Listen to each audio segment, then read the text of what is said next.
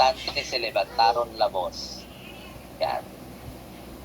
So, ganun lang siya guys, no? Makikita natin, pag ginamit na natin siya sa sentence, talagang magkaano, kumbaga may nakabuntod sa kanya na reflexive pronoun na hindi mo pwedeng alisin.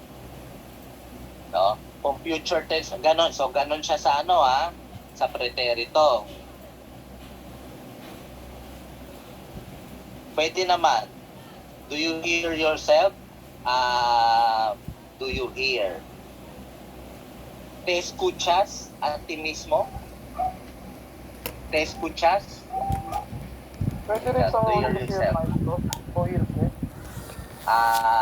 Pwede rin naman, te oyes, me oigo, te oyes, se oye, pwede rin naman.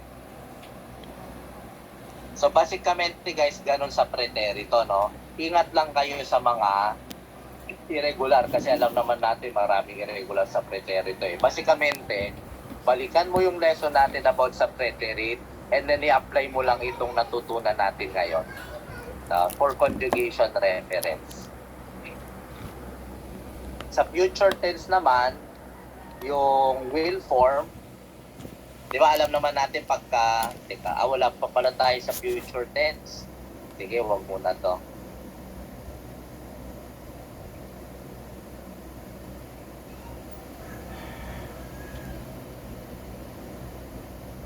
Teka.